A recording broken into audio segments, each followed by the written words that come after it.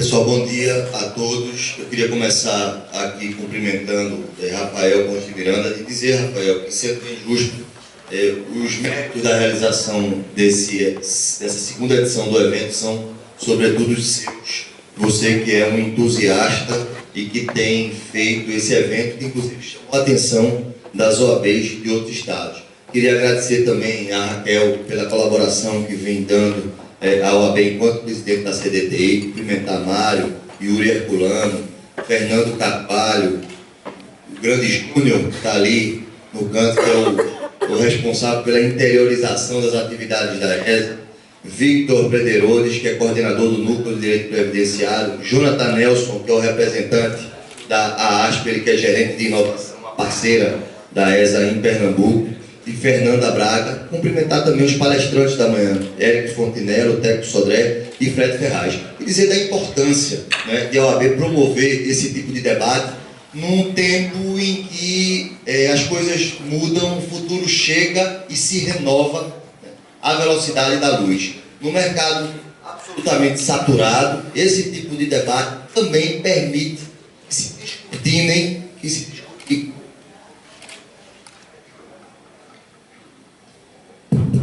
discutindo muitas possibilidades, muitas oportunidades para os advogados, já que uma das grandes saídas,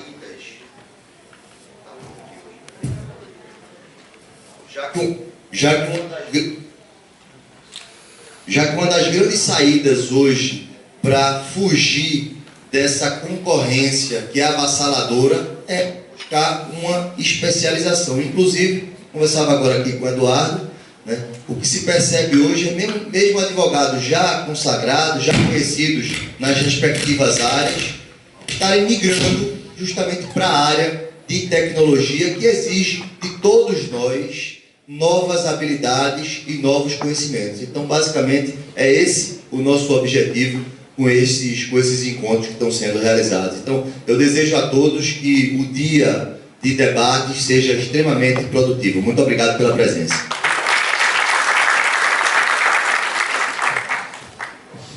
Bom dia a todos. Gostaria de cumprimentar o presidente Rony e aí aproveitar para registrar a gestão, chegando no terceiro triênio, no primeiro, e registrar a minha admiração pela sua gestão. Cumprimentar o amigo Rafael Ponte Miranda pelo desenvolvimento do evento, que é um grande batalhador pela questão tecnológica que envolve a advocacia. Cumprimentar a colega Raquel pela iniciativa também do evento. E eu estou representando a ESA, representando o amigo Carlos Neves, que é diretor-geral, que não pôde estar aqui por uma questão de saúde. E por uma questão de saúde ele não pôde estar aqui, não se fazer presente, mas que a ESA, pessoal, é o braço acadêmico da Ordem dos Advogados do Brasil, e ela promove diversos cursos, eventos, congressos, nós temos pós-graduações, sempre no intuito de poder desenvolver, principalmente o jovem advogado, tá certo? A gente mira sempre no jovem advogado e na questão da interiorização. E dentre esses eventos, nós não poderíamos estar afastados de um evento tão importante que envolve a tecnologia no direito, que é justamente o futuro, é a inovação. O advogado tem que se qualificar e ele tem que se atualizar também. E a atualização, hoje em dia, é muito voltada à questão tecnológica. Mas eu, de longe, não sou a pessoa mais qualificada para falar de tecnologia no direito aqui. Então, eu desejo a vocês todos um bom dia de eventos. Obrigado.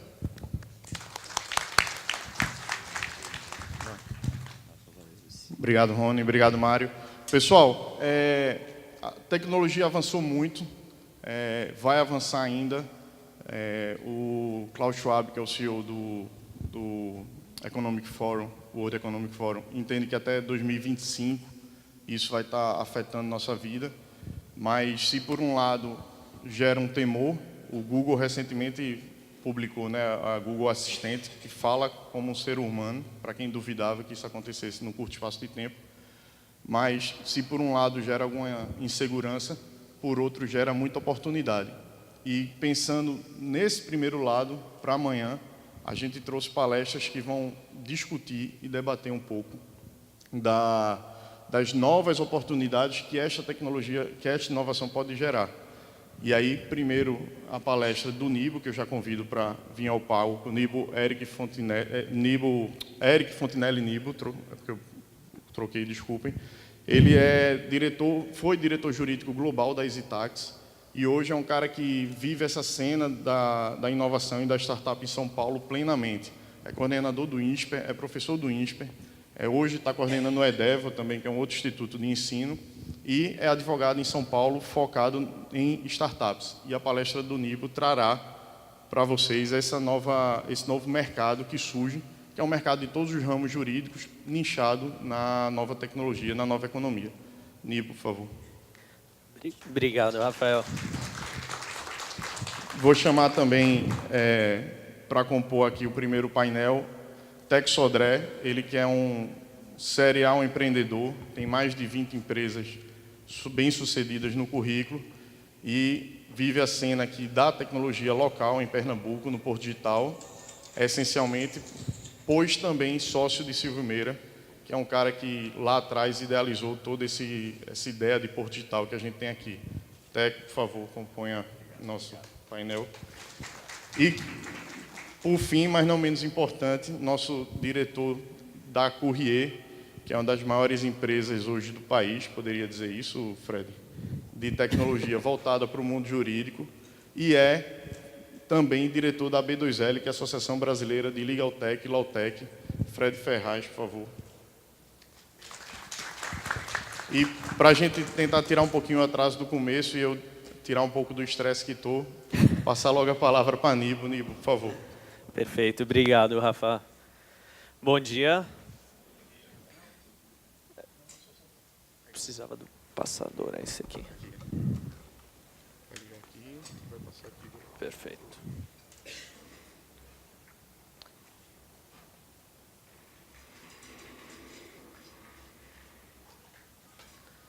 Tá. Bom, pessoal, bom dia. Como o Rafael falou, a ideia aqui é trazer para vocês um pouco das oportunidades que a tecnologia traz para o advogado. Então, inclusive, coincidentemente, hoje eu estou lançando com 2 outros autores o livro que a gente fez sobre direito das startups na Saraiva, porque está se tornando cada vez mais relevante esse tema. Então, a ideia é trazer para vocês um pouco do que é advogar para startups, como que funciona, para que quem tenha interesse aqui no público também possa trabalhar com isso, tá? Então, primeiro, o que são startups, né? Muitas pessoas falam sobre esse conceito, vocês provavelmente repetem esse conceito, mas nunca pararam para refletir sobre o que caracteriza as startups. Então, esse é um conceito no qual eu acredito, não necessariamente vocês vão ver esse conceito replicado por aí, mas basicamente é uma empresa que se encontra em estágio inicial. Então, não é um tipo diferente de empresa, ela só está na sua fase inicial. Ela não tem processos internos e organização bem definida. O que isso significa? O gerente jurídico, por exemplo, vai fazer a parte dele de gerente jurídico, vai apitar no financeiro, vai apitar no RH, vai tirar a cópia porque não tem ninguém que trabalha para ele, vai pegar o cafezinho, vai limpar a copa. Então, você acaba fazendo atividades que não são necessariamente só jurídicas. E assim acontece com todo mundo dessas empresas. Tem que ter um grau de inovação, porque não adianta eu falar hoje aqui, eu vou criar uma startup, o que é? Um supermercado. Não tem nada de novo aí que possa configurar esse tipo de iniciativa como uma startup. Tem que ter Quando você entra numa startup, você nota que não existe dinheiro para fazer nada. Então, você tem que ter um controle de gastos e custos muito forte. E isso a gente dá o nome de bootstrapping. Como você não tem dinheiro, você utiliza a capacidade dos sócios. Você se junta com pessoas com capacidades complementares justamente porque você não tem dinheiro para pagar um time. Então, você se junta com pessoas que possam desempenhar as funções mínimas para aquela empresa rodar no início. O produto ou ideia tem que ser escalável. Se você não tem essa noção de escala, você não consegue ter uma startup porque geralmente ela entra no mercado com preços menores, de uma forma que democratiza o acesso muitas vezes a algum produto ou serviço, e é a forma dela competir. Só que ela só consegue exercer esses preços mais baixos no momento que ela atinge escala. Então esse conceito de um modelo escalável é muito importante, porque primeiro você não tem dinheiro, então eu não posso aumentar o meu custo toda vez que eu vou pegar um novo cliente. Segundo, que o meu preço é mais baixo, então, para conseguir ser competitivo. Então eu preciso realmente de um modelo de escala para que isso dê certo. E a gente fala, por conta disso, do MVP, que é o mínimo produto viável, que significa eu vou colocar no mercado a primeira versão do meu produto, só o mínimo necessário para que alguém tenha vontade de contratar aquilo. Porque se eu passar um ano desenvolvendo um produto muito robusto, eu perdi tempo e gastei muito dinheiro. Eu não tenho nenhum dos dois. E pode ser que ao final desse período de um ano, eu tenha desenvolvido algo que já é obsoleto. Então, quando a gente fala de MVP, a gente cria o mínimo produto viável, são as mínimas funcionalidades para aquele negócio funcionar. A gente coloca no mercado, colhe feedback, ajusta esse produto e a isso a gente dá o nome de iteração, que é um conceito de tecnologia da informação. Então é uma troca de feedback constante. E por último, a gente tem essa necessidade de financiadores externos. Não é um requisito para você conceituar uma startup, mas isso acontece muitas vezes. Então a gente nota mesmo nas notícias aporte de não sei quantos milhões em uma startup. Então isso é muito comum, justamente porque eles não têm dinheiro, né? E aí a gente nota, se a gente quer advogar para startups, a gente tem que ter um tipo de pensamento um pouco diferente. Por quê? 74 das startups brasileiras fecham no horizonte de 5 anos. E 25% das startups morrem antes do primeiro ano. Imagina se eu fiquei ali um ano desenvolvendo aquele produto. Não tem tempo para isso. Por isso que a gente fala tanto do MVP. E o advogado tem que ter essa noção também. Então, o tempo é essencial. Isso significa o que na vida do advogado? Não vou demorar uma semana só para mandar uma proposta. Não vou demorar um mês para elaborar um contrato. Tem que ser rápido. Então, você, advogado que quer atuar nessa forma, nesse mercado, você tem que se adaptar a essa realidade. E não é mais aquela coisa, o cliente quer sempre tudo com urgência. Aqui é um caso sério de urgência. Então, o advogado que vai entrar nessa área tem que estar disposto a isso e criar organização, processo interno, para conseguir atender esse tipo de demanda. Então, só para explicar de uma forma mais visual o que é o MVP, a gente tem uma ideia, cria, empacota num produto, um aplicativo, alguma coisa desse gênero, joga para o mercado e mensura qual que é o feedback. Uma vez que eu tenho essa mensuração, eu tenho dados que enriquecem o meu produto. Então, eu posso ajustar o meu produto de acordo com os dados que eu colhi do mercado. Eu tenho aprendizado e volto para a ideia para reformular o produto e jogo de novo no mercado, e esse é um ciclo. Quando a gente fala de criar um negócio novo, a gente tem que ter em mente o que de fato significa esse processo, porque a ideia não vem do nada, né? E aí a gente sempre lembra, fulano teve uma ideia sensacional na hora certa, estourou de ganhar dinheiro, e esse é nosso imaginário, né? Só que, na verdade, existe um processo para chegar naquela ideia, naquele produto, de fato fazer dinheiro com ele.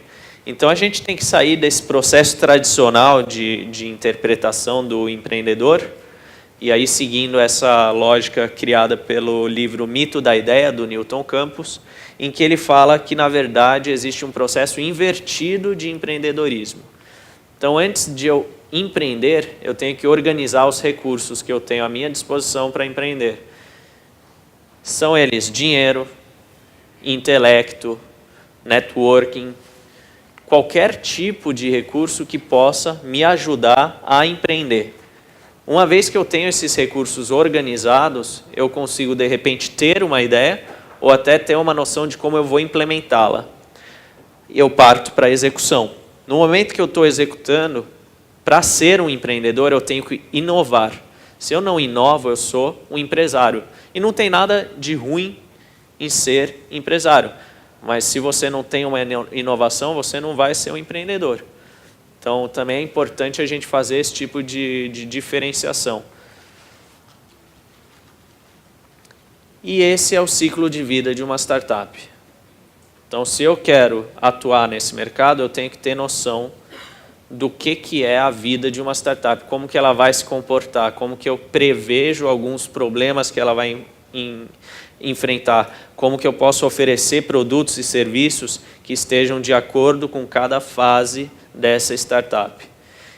Então, vocês lembram que eu falei ali da organização dos recursos para empreender?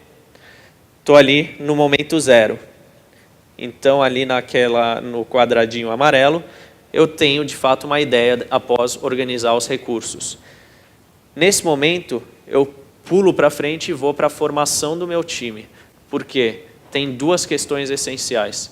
Se eu não consigo convencer nem as pessoas a trabalharem comigo, quem dirá um investidor de colocar dinheiro nessa minha loucura? Então, formação do time já se torna importante nesse primeiro momento. Num segundo momento, eu preciso de pessoas que consigam executar aquilo comigo, porque eu não consigo levar uma empresa sozinho. Perfeito, vou para a formação do time. O que eu posso oferecer como advogado? E não é uma pergunta retórica, tá, pessoal? O que vocês acham que eu posso oferecer para a startup como serviço? Mentoria, registro da marca, consultoria do quê?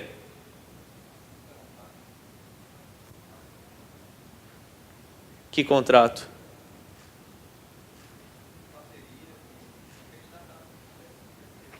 Exato, eu não tenho, mas eu não tenho nada ainda. Não tem nem por que eu, como advogado, oferecer contratos para essa pessoa, porque ele não tem nada, está na fase da ideia.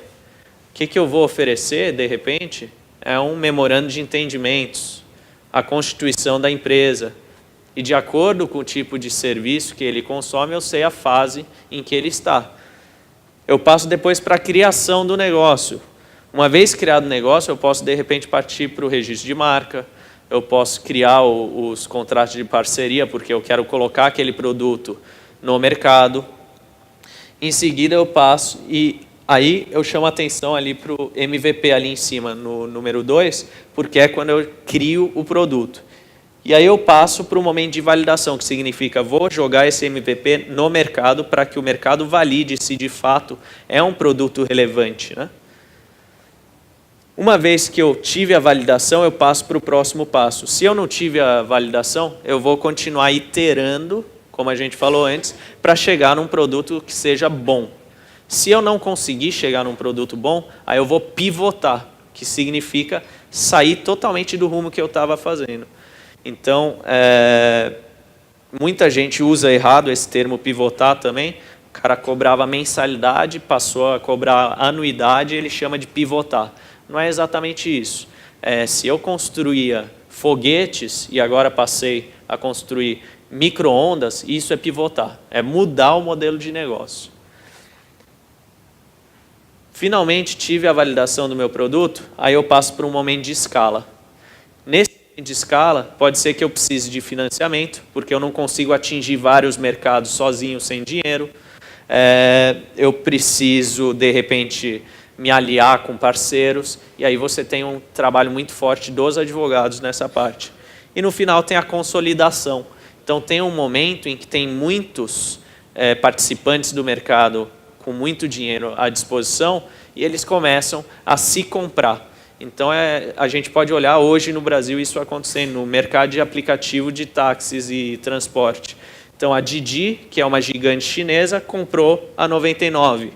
A Cabify e a Easy se juntaram. A Vad Taxi comprou a Taxi Já e a Way Taxi. Então você nota que o mercado vai se consolidando e ficam só os grandes players no final. E esse é o ciclo de financiamento de uma startup. Então, se eu quero... Tem o pessoal que gosta de falar bonito, com termos em inglês. Essa é a galera do M&A, Venture Capital. Então, aqui também tem um tipo de especialidade para o advogado societário. Então, se ele quer, por exemplo, trabalhar só com essa parte mais financeira, existe uma área dentro desse mundo de startup focado só nisso. Então, o importante é a gente perceber que existe esse vale da morte. E aí é onde nenhum advogado quer trabalhar, porque não tem dinheiro.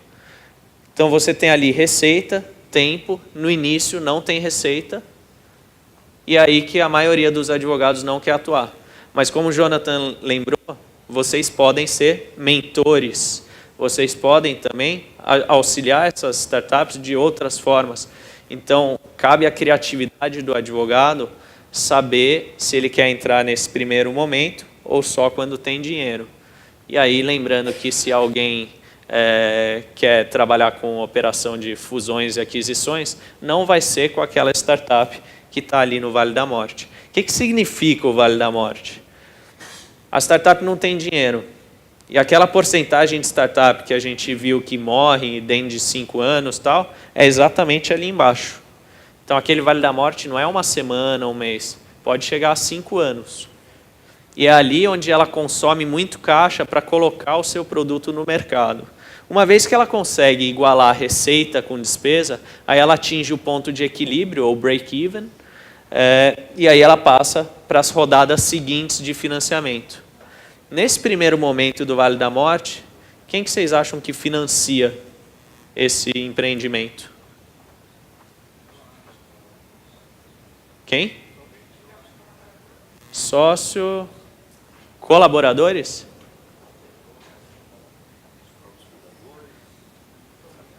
Família. Então, esse é um conceito importante. Quem que financia? Ou é um empreendedor, ou é família, amigos e loucos. E aí a gente dá o nome para esses caras de Triple F, ou FFF, Friends, Family and Fools. E quem assume mais risco, geralmente, tem o quê? Tem o maior retorno. Relação de risco-retorno também faz sentido nesse mercado. Então é importante a gente ter esse tipo de noção, inclusive quando a gente vai fazer os contratos de investimento. E aí eu posso ir seguindo para os investimentos seguintes, até que eu chego no Venture Capital, que é um fundo de investimento aventureiro, né? Ele acredita naquele negócio de alto risco, então a gente chama de capital de risco. E aí depois começam as fusões e aquisições até eu chegar no momento de abertura de capital em bolsa, IPO. Pô, mas eu nunca ouvi falar de startup abrindo capital. Netshoes deixou de ser startup, virou uma empresa de tecnologia, abriu o capital. A gente tem o Agibank lá no Sul, que já fez o protocolo. Stone Pagamentos está para fazer o protocolo também para IPO. Então, você tem uma série de empresas de tecnologia hoje que nasceram como startup, continuam com essa cultura de startup e que foram para esse momento de IPO. Então, a gente tem aí alguns segmentos e players para atuar nessa parte mais financeira. Então, a gente começa com o Venture Capital, que é esse fundo de investimento.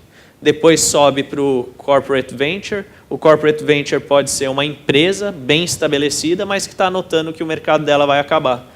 Então ela vai lá e financia uma startup, se torna sócia. Vou dar um exemplo para vocês. Olivetti, alguém sabe o que era a Olivetti? Máquina de escrever. No começo ali dos anos 90, eles começaram a produzir computadores. Quem que tinha de concorrência naquela época? IBM muito forte. Vou competir com a IBM? Vou perder. Hoje alguém sabe o que a Olivetti faz? Ela é dona da TIM Telecomunicações. Então você tem empresas que se reinventam também por meio das startups ou empresas de tecnologia que elas financiam. Então é uma maneira também dessas empresas continuarem no jogo. Isso é o Corporate Venture. E você tem o Venture Building. Então, eu tenho dinheiro e eu quero construir startups dentro de casa. Eu trago empreendedores aqui para dentro de casa, vou financiar as ideias deles aqui dentro de casa, ou as minhas, e ponho eles para executarem. E aí eu tenho a criação de startups dentro de casa. E tem o private equity. Depois que essas startups de fato tracionam, é um termo que a gente usa, de fato elas se provam e conseguem ganhar mercado, a gente parte para um segundo momento que é o private equity. Então são fundos que geralmente assumem o controle dessas empresas para otimizar processos, otimizar fluxos e ganhar dinheiro vendendo eles daqui a 4, 5 anos. Então esse é o ciclo também de atuação desse tipo de agente de mercado. E aí, para quem quiser, eu falei aqui com o Rafael, eu queria fazer esse convite para vocês. A gente vai levar uma turma de 15 pessoas para conhecer investidores, startups lá em São Paulo.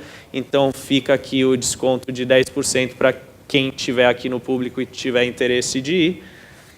E está aqui meu contato também, para quem tiver dúvidas, quiser discutir um pouco mais, a gente depois vai para uma rodada de debate, né, Rafa? Obrigado, viu?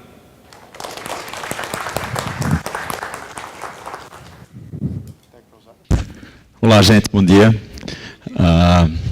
Oi? O passador. Eu vou pedir para o pessoal lá do audiovisual colocar no meu notebook. Essas coisas de tecnologia às vezes têm suas próprias vidas, né? Vamos ver se vai dar tudo certo. Tem um notebook plugado lá, vamos ver se a mudança vai funcionar. A gente tem um pouquinho de tempo aqui para a gente poder conversar. Tentei fazer uma apresentação mais rápida com um conjunto bacana de informações. Vamos ver se entra. Bem, eu sou daqui de Recife, meu nome é Teco Sodré. Eu sou uma pessoa formada ali por volta de 97, 98 na área de computação. Comecei a empreender aos 17 anos, sempre na área de tecnologia ou software, e depois me desenvolvi como investidor numa carreira longa que eu tive em São Paulo em 12 anos. Voltei para Recife por volta de... Bota aí 1409, digita aí. Publicamente. Isso é ótimo, né? Não, isso é maravilhoso. Relação de confiança total. Estamos com advogados. Já botou, já abriu. Bota aí o show. Vai lá para o primeiro slide. Rapaz, até agora está dando tudo certo. Inacreditável. E aí, mais ou menos por volta de 97, 98, eu comecei a criar empresas de software. Construí uma carreira em São Paulo. Voltei há 6 anos atrás. E criei uma holding de investimentos e participações em novos negócios aqui, lá dentro do Porto Digital. Até esse momento, são 13 empresas, todas elas voltadas para a inovação, com um apoio tecnológico bastante forte. E a gente tem se desenvolvido, algumas dessas empresas já têm alcançado o mercado nacional. Vou contar um pouquinho dessa história um pouco mais para frente. Como eu não vim para falar de mim, eu vim para falar sobre o negócio de vocês, o olho do furacão que vocês vão passar pelos próximos 3 anos. A gente tem feito alguns estudos em cima do mercado de inovação em tecnologia e a transformação no mundo não somente jurídico, né, no mundo da advocacia e em especial de toda a parte regulatória, né? Existem vários comportamentos que vocês podem ter, a gente vai debater um pouquinho neles, e aí eu criei um nome de uma mini palestra aqui para vocês, que tem mais de 20 minutos, que é sobre por que as cigarras e por que as formigas e os dois conseguem ganhar dinheiro no mundo online. Essa é uma palestra que vai poder fazer com que vocês se motivem a não somente dar o primeiro passo, mas a também esperar que muita gente dê o primeiro passo antes de vocês, porque nem sempre o primeiro passo é um bom passo no mundo digital. Vale a pena esse recado, que é parte exatamente da discussão que a gente vai ter aqui. Se estiver tudo funcionando com o plug aí. Vamos ver se vai dar certo. Olha aí, passou. Aquilo ali são meus números. Eu tenho 2 filhos, nesse momento 3 empresas. São 20, entre 20 e 21 empresas já criadas, 13 bastante bacanas. Eu tenho 28 anos de experiência empreendedora em criação de negócios inovadores. Sou sócio de vários negócios também no Brasil. Tenho 43 anos de idade. Essas empresas hoje somadas faturam um pouquinho mais de 100 milhões de reais por ano. Mais ou menos 400 funcionários. E eu tive um hobby muito bacana que me ajudou um bocado a ter um pouquinho de senso de urgência no mundo, que é velejar. Eu sou capitão certificado na Marinha, tenho um pouco mais de 10 mil milhas navegadas. Tirem foto desse troço daqui, porque eu queria que quem quiser essa apresentação, me manda um e-mail, me faz um drop no WhatsApp, aí pega esse no meu celular e aí vocês vão ter todo esse dado. Para que quem quiser não precisar ficar tirando foto, prestando atenção, fica um pouquinho mais fácil. Tirem foto aí dos números, tá bom? Vamos lá.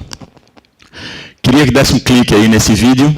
Esse vídeo tem um áudio, não sei se o áudio vai passar. O áudio que é muito importante nesse vídeo. Se puder colocar o áudio do HDMI na saída, vai ser muito legal. Vê se você consegue. Eu ia tentar colocar esse notebook aqui no púlpito para poder controlar esse processo. Mas aí não rolou, não teve um cabinho HDMI aqui pertinho. A gente está tentando fazer esse bate-bola com a equipe da técnica. Dá um toque aí nesse vídeo aí para mim, por favor. O áudio é que é importante. Sem o áudio não vai rolar. Senão eu posso fazer também um voice-over aí. Se você conseguir um áudio aí vai ser bem bacana. O que vocês estão vendo aqui é uma série de batidas. Opa, rolou. Fica prestando atenção no áudio. Aumenta um pouquinho o áudio. Vê o próximo. Deixa rolar o vídeo.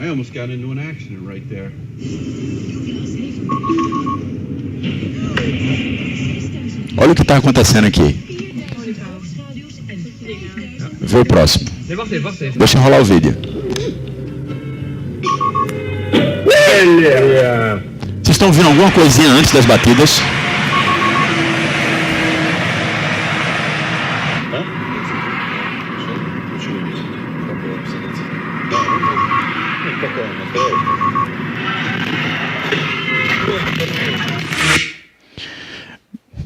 Vamos lá. Esse pequeno barulhinho que vocês estão vendo é de um sistema de carros autônomos que prevê colisão com alguns segundos antes a velocidades muito altas. Esses sistemas de carros autônomos eles são desenvolvidos em cima de plataformas tecnológicas que estão baixando muito de preço e que já alcançou um certo universo bacana de carros no mundo, mas as empresas montadoras ainda querem muita margem, esses carros são caros. Mas essas tecnologias hoje são muito disponíveis. Tudo isso é baseado num conjunto de algoritmos de tecnologia, quase todos eles baseados em inteligência artificial e redes neurais para treinamento em profundidade, que a gente chama de Deep Learning, implementados para a segurança do trânsito. Imagina o que isso pode fazer no negócio de vocês. Que tipo de aplicação uma tecnologia que pode rodar a microsegundos, a 80, 100 km por hora, conseguindo adivinhar certos padrões de comportamento em tempo real, uma batida na proteção de vidas humanas, o que pode fazer no negócio de vocês. Isso é só para alertar que tudo isso aqui é real, não tem nada simulado nesse vídeo. E esse sinal sonoro auditivo de urgência, ele tem dois fatores. Uma, que se você tiver programado seu carro para ele lhe proteger, você não precisa fazer nada. Mas ele lhe avisa, eu vou lhe proteger porque está acontecendo uma merda ali na frente. Ou então, se você não tiver programado seu carro para lhe proteger, eu lhe avisei e é melhor você tirar o seu carro e se proteger, porque senão a gente vai morrer junto. Então, esse pequeno sinal auditivo, ele pode ser alertado por várias outras possibilidades de aplicações de uso dessa mesma tecnologia. Todas as empresas provedoras dessa tecnologia que já está aqui disponível, estão disponíveis para vocês. Não adianta imaginar que são vocês que vão inovar. O mercado vai inovar no negócio de vocês. Não adianta ficar esperando. Ou embarca, ou embarca. Não tem outra possibilidade. Essa tecnologia já está sendo utilizada por várias empresas do setor. Vamos lá. Essa é a fábula que todo mundo conhece bem, contada para crianças e para os nossos filhos, para quem tem filhos, da cigarra, com várias histórias morais. Existem vários fins dessa história. Algumas pessoas já tentaram mudar essa história porque não acreditam que somente a cigarra, porque se esforça muito, pode ganhar dinheiro. Como valor moral, isso é muito importante. Mas nossos filhos agora, nesse momento, até 10 anos de idade, vão entrar na população economicamente ativa por volta de mais 10 anos. Como é que vai ser esse mundo deles? Será que essa fábula é tão importante? Só a formiga consegue realmente passar o inverno com comida?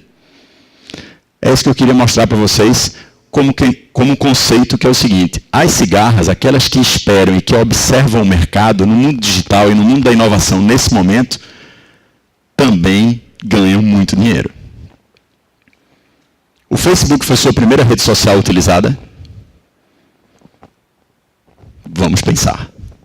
Isso é um alerta para a gente poder entender que para poder inovar como a cigarra é muito mais difícil, porque você tem que estudar tanta coisa, tantos artigos, tantas teses científicas de inovação, que nos últimos 50 anos acabaram de passar aqui na frente de vocês.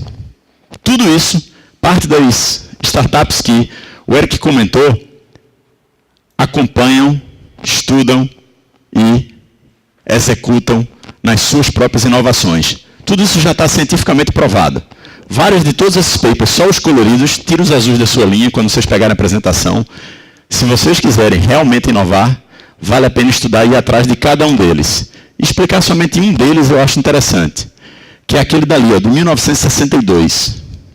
Difusão de inovações do Rogers utilizando uma curva normal da matemática chamada The Bell Curve, que explica que grande parte de todas as inovações do mundo, primeiro passa-se um tempo somente os consumidores inovadores. Sabe aquele amigo seu que adora testar uma coisa nova?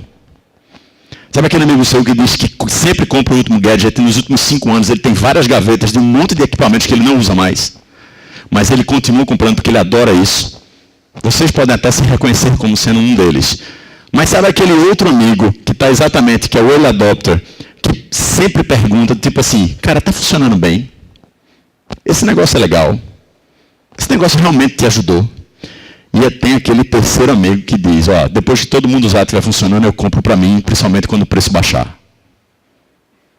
Vocês conhecem vários deles, vocês são vários deles. Ser inovador ou ser um early adopter nem sempre é uma característica boa na inovação. Às vezes porque pode ser que o mercado cresça muito rápido. No mercado de vocês, que tem intensa regulação, o mercado é mais lento. Vale a pena, não é não deixar de inovar, mas vale a pena saber como observar o mercado. E isso é muito importante. Vamos atrás. É aqui onde se cria o grande buraco da oportunidade da inovação em mercados um pouco mais lentos. Reflitam sobre todas as inovações que estão acontecendo no mercado de vocês. Vocês vão ter um dia maravilhoso para observar como se faz isso. Façam perguntas para os palestrantes, quem já está implantando esse mercado, como sendo, existem centenas de clientes ou milhares de clientes utilizando essas tecnologias nesse momento para o nosso mercado? Perguntem, observem e se aprofundem, para vocês tentarem observar a que tempo esse mercado vai decolar. Quando esse mercado decolar, é melhor você estar preparado, porque senão você vai sumir do mapa. Muitas empresas somem do mapa porque não conseguem observar exatamente quando o mercado decola. Esse fórum é absolutamente especial no tempo dele. Estamos em 2018 e esse mercado ainda não decolou. Vocês estão tendo acesso a pessoas e líderes e vários tipos de tecnologias onde o mercado ainda está em formação. Porque senão esse evento não teria esse mote dado para o Rafael de treinamento e capacitação. Ele seria de observação e cases.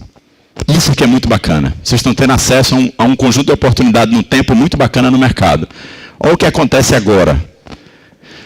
Quando o mercado começa a decolar, ele decola de uma forma muito rápida. Quando o Uber entra dentro de uma cidade, ele consegue alcançar uma velocidade muito rápida. Se você passa um pouco tempo sem poder utilizá-lo, você já acabou perdendo o bonde. E assim vai. E várias outras tecnologias vão acontecer no mercado de vocês. Vamos lá. O que acontece com isso, com as empresas que não sabem observar bem o mercado? Elas somem do mapa. Mas são muitas empresas que somem do mapa. Em 1955, a expectativa de um negócio como o de vocês durava 75 anos de vida. Hoje demora 25 anos de vida.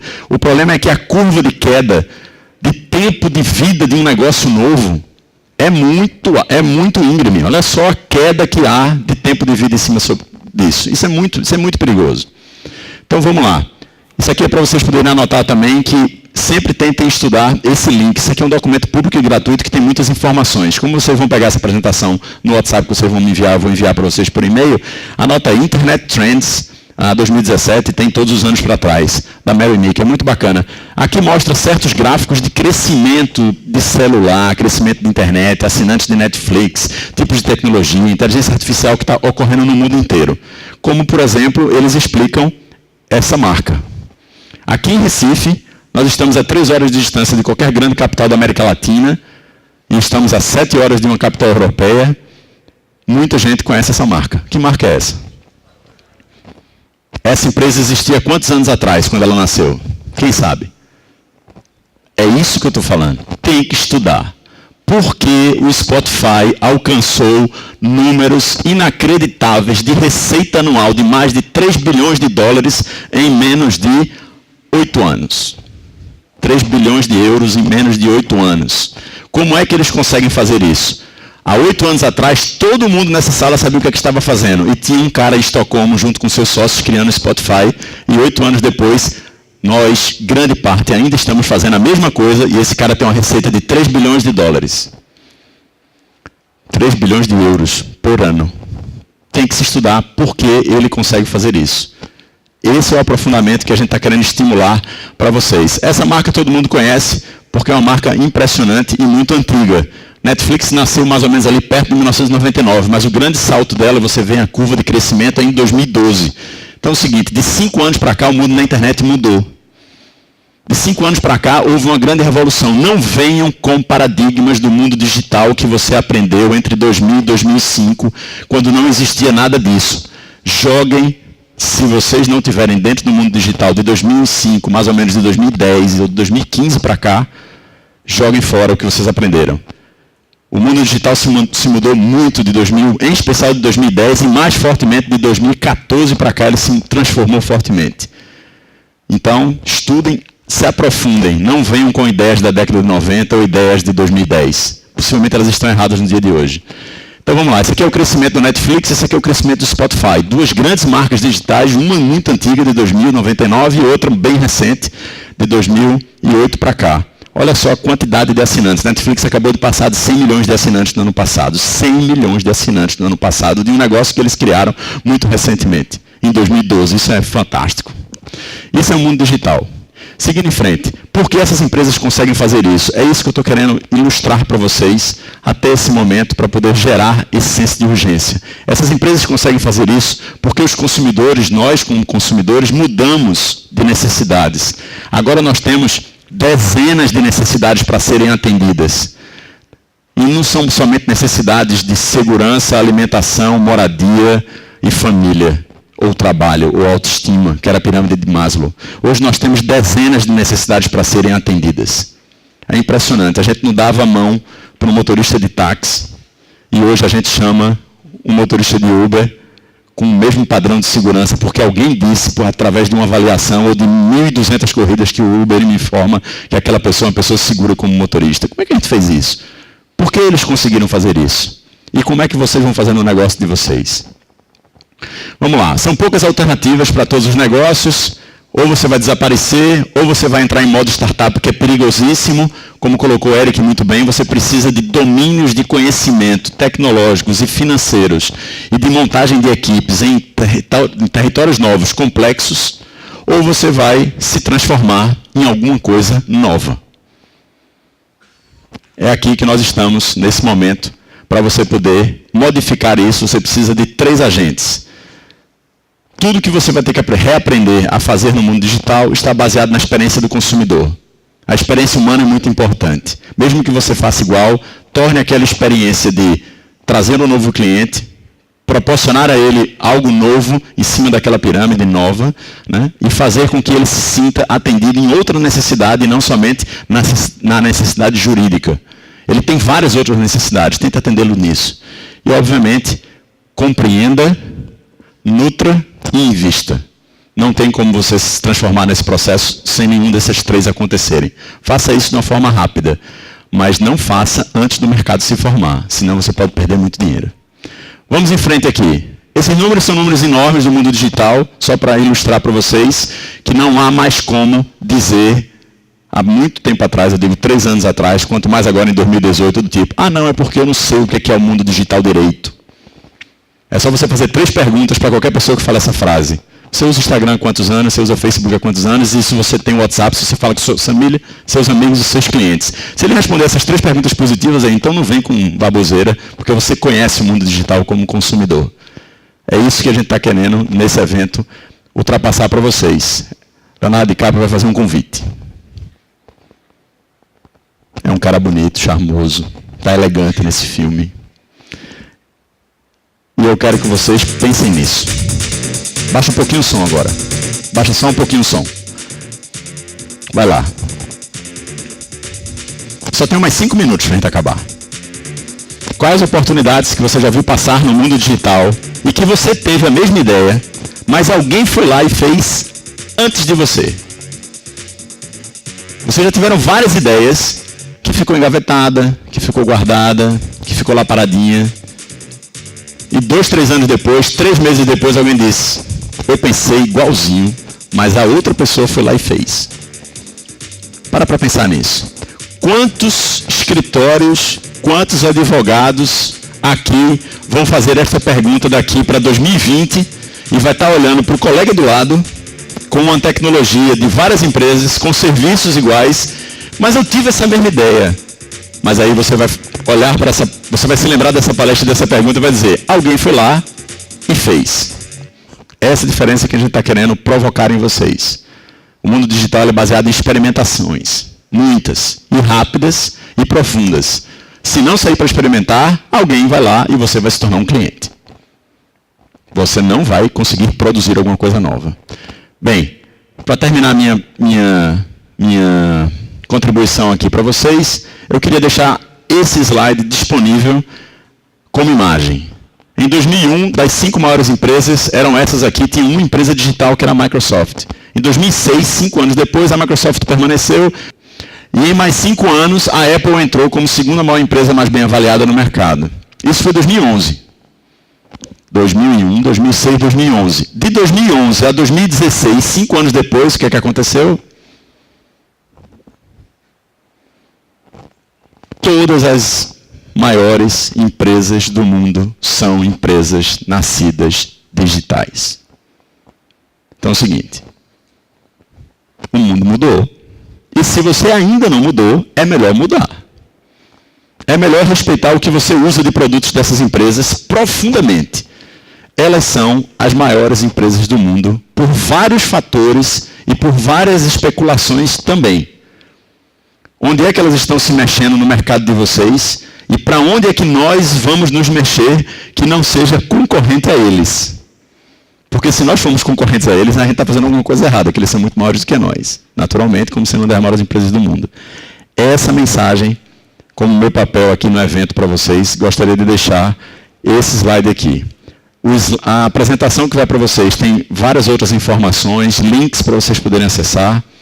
Quem pegou o número do celular, é só entrar em contato pelo WhatsApp e o dia vai ser muito bacana, tá? Obrigado pela atenção de vocês.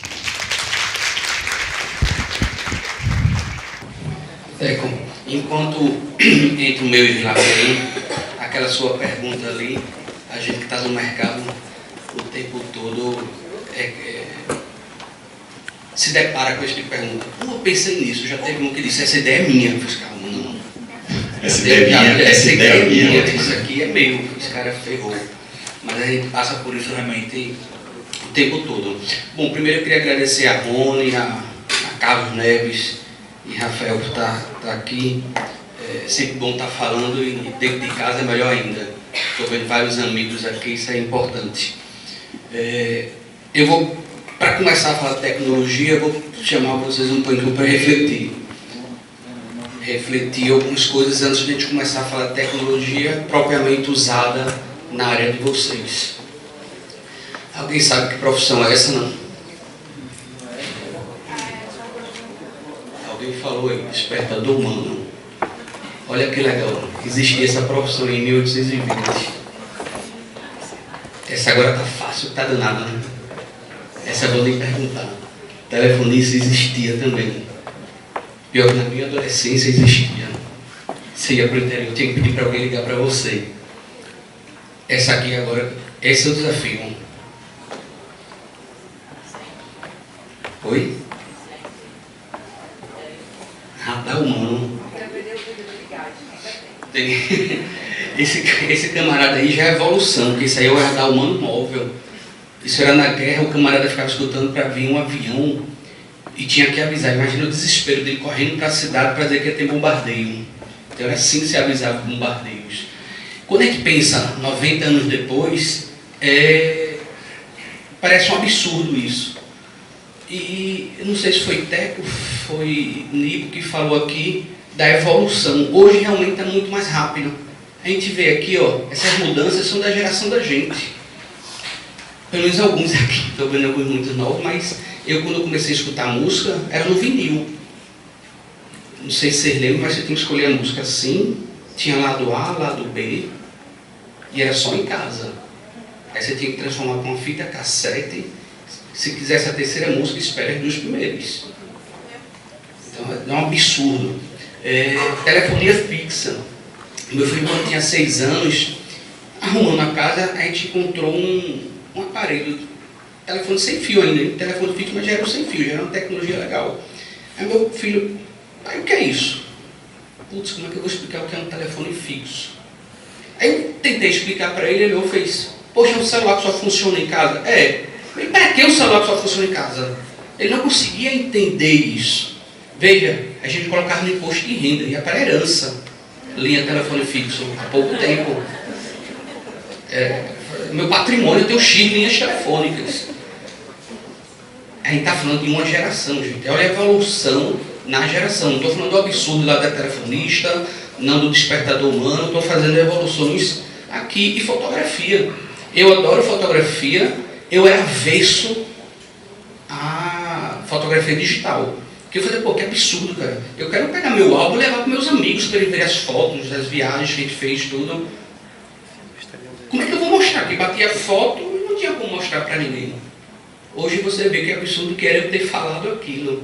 O quanto é um absurdo hoje você ter que ir para uma loja, escolher a quantidade de fotos que você queria bater, colocar numa máquina, bater a foto sem saber como ela ia ficar.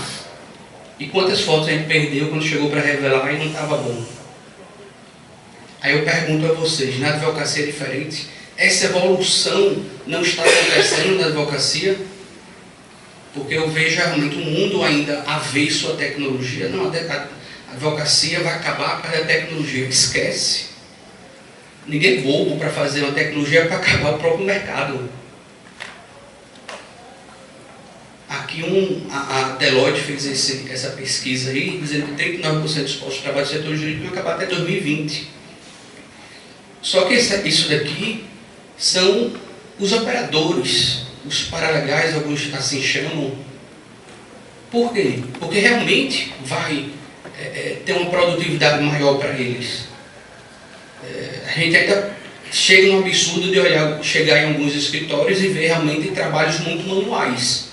Isso aqui ele não fala dos advogados. Os advogados vai continuar existindo. Mudanças na advocacia. Isso é interessante, porque quando eu visitava o escritório, a gente começou em 2001 na área, a primeira coisa que me mostrava é uma biblioteca. Olha que biblioteca linda que eu tenho aqui.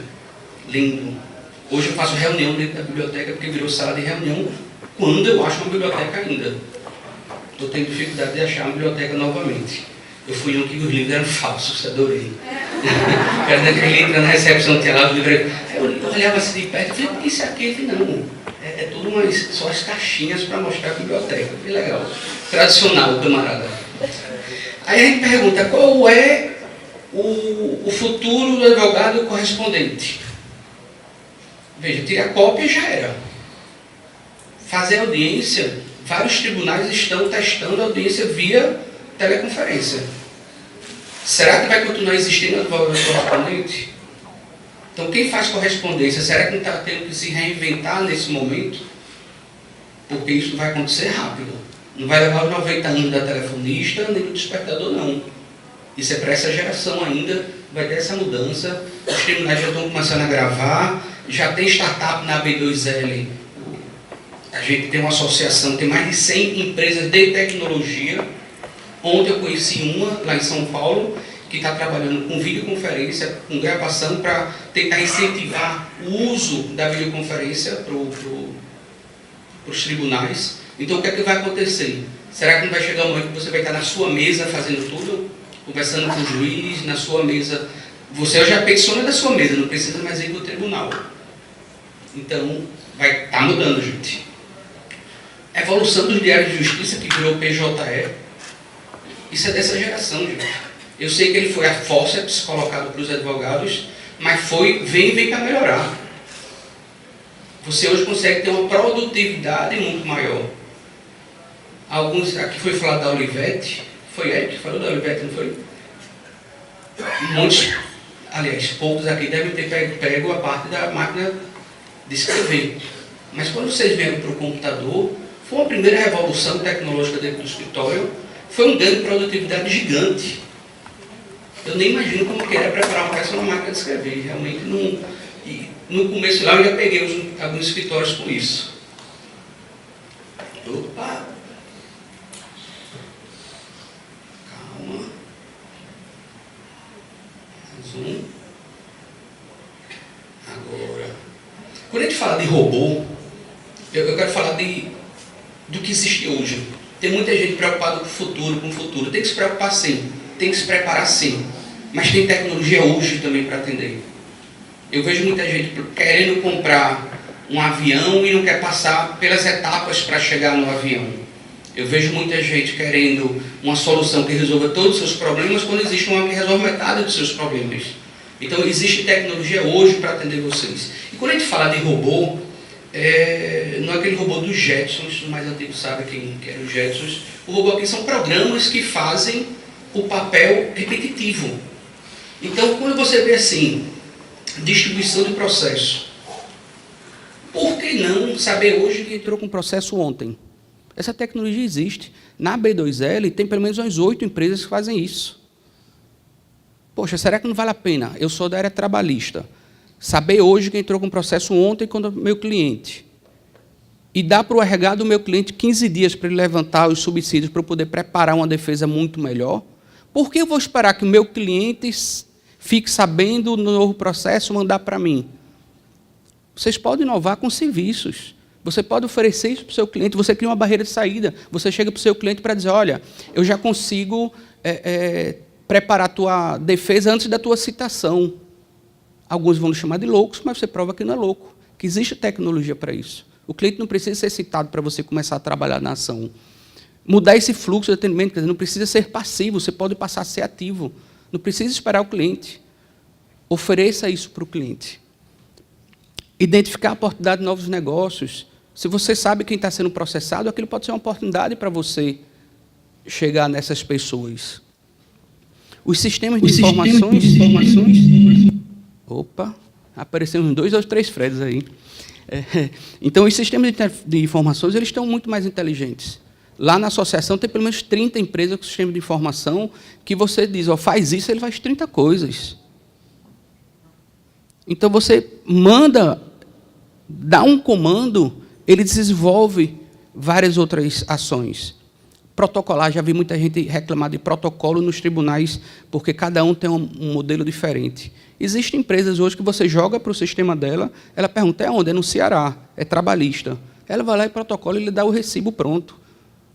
E ela modela para o tamanho, tudo certo da tua peça. Não precisa mais ficar decorando como é que é lá, como é que é acolá. Então, veja, isso é produtividade. O advogado não tem que ficar preocupado como é o formato do PJE, não sei de onde, de forma alguma. Existe um sistema para fazer isso para vocês. Sistema de elaboração de peça. Eu posso, através de perguntas e respostas, te dar uma peça já pronta. Isso aqui é um dano moral de porta giratória do Banco Itaú, aconteceu isso, isso. Ah, isso aqui aconteceu, não, ok. Sua peça está pronta. Você não precisa mais ficar copiando e colando. Você precisa tomar decisão. Então, você lendo a inicial, você toma uma decisão a partir daquela inicial e ele desenvolve e entrega a sua peça. Existe um estudo que diz que 25% do tempo do advogado é arrumando peça, layout de peça. É chegar e dizer, o que era 2 virou 3, o que era 5 virou 4, esse aqui, o espaçamento é esse, a fonte, o parágrafo. Isso não é papel do advogado. O papel do advogado precisa tomar decisão para saber como aquela peça vai sair. Então, já existe sistema para fazer isso. Monitoramento e encerramento de processo. Se vocês usarem esse tipo de solução, acabam aqueles plantões de final de semana, vamos olhar a base do cliente X para poder ver o que é que está encerrado. Existem robôs que vão lá no tribunal, olham, já te dá o print do tribunal mostrando o que é que está encerrado. Não precisa mais fazer plantão para isso. Sim, aqui eu estava falando de robôs que se alimentam de informação. Aqui, robôs se comunicam com outros sistemas. Então, assim, pasmem, ainda existe escritório de advocacia que tem um sistema de gestão, digita as informações aqui, e depois vai para o sistema de gestão do seu cliente e digita também. Na B2L tem 5 empresas que fazem os robôs. Tudo que você fizer no seu sistema, já cai no sistema do seu cliente. Então, você diminui o erro. Você diminui o seu custo. Não precisa estar repetindo. Então, quantas vezes você digita uma coisa aqui, digitou errado lá, a informação não vai bater depois. E o cliente vai cair na tua garganta depois. Cadastro de processo. Ainda tem gente que cadastra processo campo por campo. Tem robô que você coloca o número do processo, quando você der OK, ele cadastra em 3 segundos o processo para você. Então, veja, eu estou falando de tecnologias que existem hoje, tecnologia que várias empresas têm. Basta acessar o site da B2L, que vocês vai ter um leque de empresas lá para fazer isso daí. Protocolo do tribunal, eu acabei já falando. Os robôs estão melhorando. Já existe robô para se comunicar com pessoas. Foi falado aqui já do Google. E o legal é que muita dessa tecnologia a gente não enxerga, essa tecnologia está no celular da gente. Ok, Google liga para fulano, ele vai ligar. Alguém pensava isso 5 anos atrás? Se alguém dissesse isso, maluquice. Então, o que é que acontece? Você tem hoje robôs que se comunicam com pessoas. Eu visitei lá no Vale do Silício uma empresa. Toda a parte de negociação do eBay, Amazon e PayPal, essa empresa atende. Ela negocia, ela troca e-mail com as pessoas para evitar, lá eles tentam evitar o contencioso. Aqui os robôs que existem, depois que você gera o contencioso, você joga na ferramenta, esse aqui na B2E deve ter umas 12 fazendo isso daí. A ferramenta vai te mandar uma mensagem, vai receber a tua resposta, vai negociar com você, quando acabar a negociação, vai entregar para o advogado finalizar. Então, aquele trabalho chato, ficar ligando, faz uma proposta, faz contraproposta, já tem robô para fazer isso. E o legal, eles estão na média de 50% de êxito. Eu tirei aqui o logo das empresas, porque elas não me autorizaram, mas tem várias empresas já conhecidas nacionalmente usando esse tipo de robô para negociação. Por quê? Eles pegam lá a distribuição do processo, joga no robô, o robô faz um acordo, ele consegue fazer acordo antes da citação, porque a distribuição foi 60 dias antes. Então, já tem empresas fazendo isso. O Tribunal do Rio de Janeiro disse que ia fazer isso, teve até passeata contra. Mas não adianta brigar. Isso vai acontecer. São várias empresas fazendo. Algumas empresas vendem isso para os escritórios. O escritório que tem um cliente que quer fazer o acordo, bora lá, pega a distribuição com fulano, bota dentro da ferramenta, faz o acordo, o teu advogado homologa, entrega para o cliente pronto.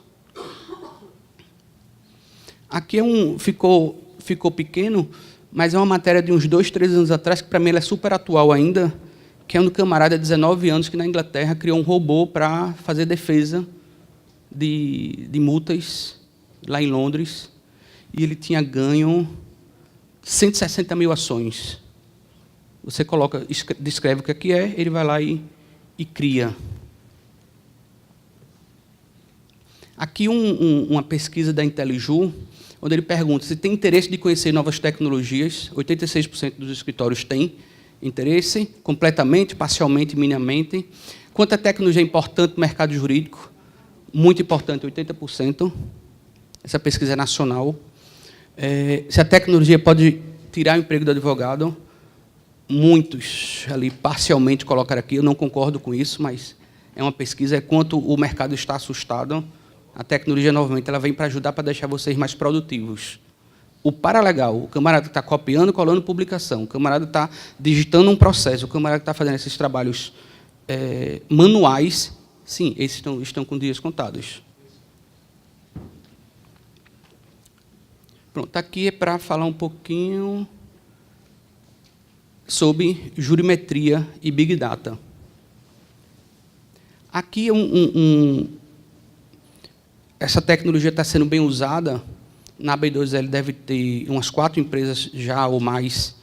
Não, tem mais de 8. Tem mais de 8 empresas fazendo já jurimetria. O que é que acontece? Você entra na plataforma, eu vou fazer uma proposta para um cliente.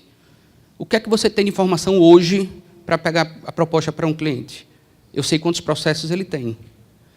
Com a jurimetria, você sabe quantos processos ele tem, onde eles estão, onde estão distribuídos, se ele perde, se ele ganha, se ele faz acordo, onde ele faz acordo. Eu quero saber quem é advogado ofensor dele, eu quero saber quem está advogando para ele, quem está advogando para ele, se ele faz acordo com que tipo de pedido ele faz acordo, por vara, por comarca. Então, você tem total conhecimento daquele cliente para poder conquistar ele. Então, vocês podem usar a informação de uma maneira estratégica e, sim, conquistar clientes.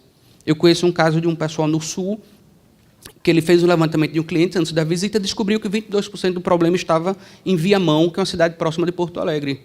Ele foi lá, olhou todos os processos, viu todos os pedidos, estudou um por um. Quando foi fazer a proposta dele, disse, olha, está aqui, apresentou o escritório e eu quero trabalhar nos teus processos de Viamão, porque você tem 22 processos de Viamão, teu problema é esse, minha tese para resolver ele é essa. Ganhou o cliente. Porque o cliente olha para ele e faz, pô, como é que você sabe tudo isso sem nem ter vindo aqui? Por quê? Porque ele tem acesso à informação. E veja, eu não estou falando de futurologia, estou falando de soluções que existem hoje. Essas soluções existem, estão prontas para o mercado. Então, a gente tem que parar para se preocupar e sim planejar o futuro, mas olhar o presente. Eu não posso querer um sistema que me conte o prazo de forma automática, que prepare uma peça de forma automática, que protocole de forma automática, sem passar por algumas etapas. Essas etapas são importantes. Então, tem que começar realmente, como foi dito aqui, se mexer um pouco, se preocupar sim, mas também trabalhar com essas tecnologias. Aqui é mais uma profissão. Essa está muito fácil, né? Acendedor de candeeiro. Mas o mais absurdo dela é que ela existe ainda. Então, meu desafio para vocês era ir para o escritório de volta e olhar se dentro do escritório de vocês não tem esses profissionais, lamplighters, acendendo lá, troca para uma lâmpada de LED, bota uma tecnologia para fazer esse trabalho, que você vai ter uma eficiência muito melhor. Imagina se eu botar lâmpada de LED aí. É uma pessoa menos, é uma lâmpada com mais eficiência, com mais economia, e que vocês podem fazer isso com o uso da tecnologia. Tecnologia não é inimiga, ela é uma aliada. Muito obrigado.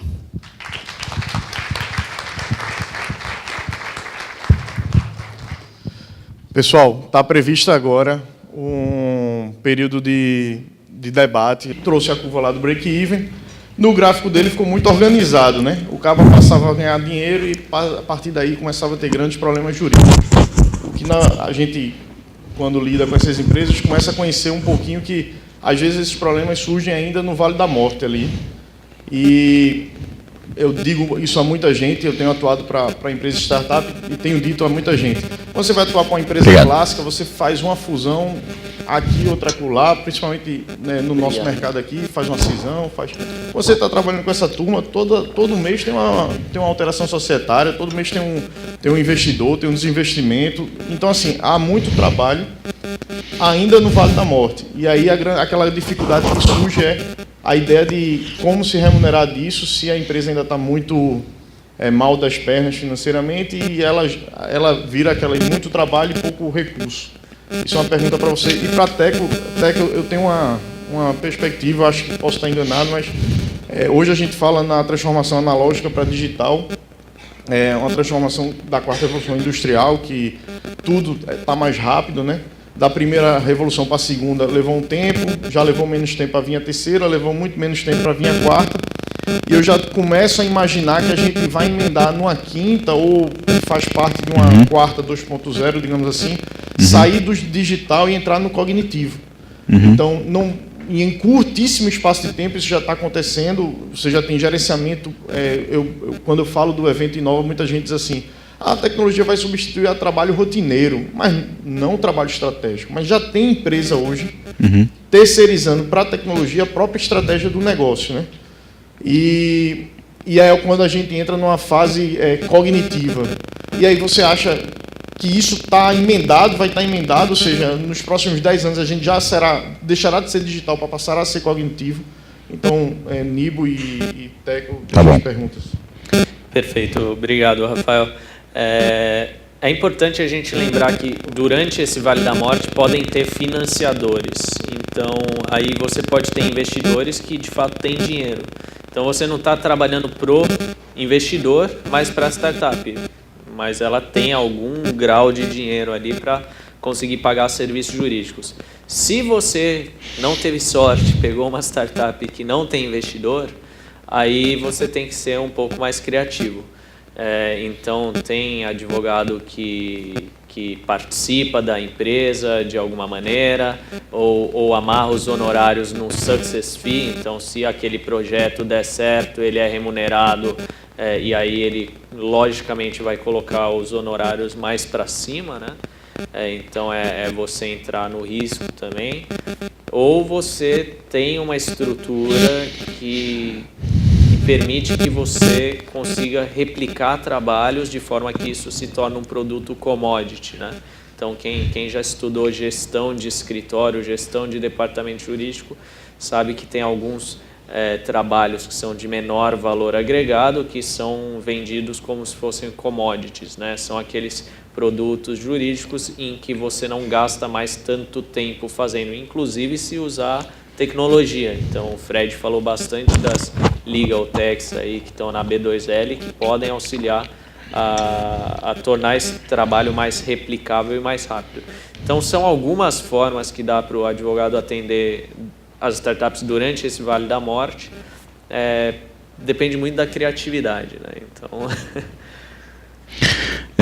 vai lá, Fred, comentei. Aumentei, liguei, tá não? Mais um agora. Eu conheci um escritório no Rio de Janeiro, isso aí, que ele fez um investimento. Todo mundo está no Vale da Morte, ele escolheu algumas startups que ele falou, vou fazer meu trabalho de graça. Em Cuba também, né, no escritório. Ele fez assim, vou fazer trabalho de graça para isso daqui, é um investimento, existe um custo para ele colocou uma equipe para aquilo ali, mas eu vou investir.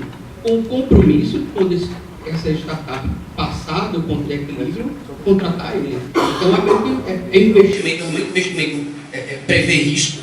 Então algumas vão fechar e vai jogar fora o trabalho dele, mas outras vão lá. E assim, qual a chance desse cara largar esse escritório? Ou ele acreditou em mim quando eu estava lá no Vale da Morte, trabalhou para mim de graça, vou estar com ele até o avião. O interessante é que tem escritório americano que cresceu assim. Então o Fenwick, lá na Califórnia, cresceu dessa maneira.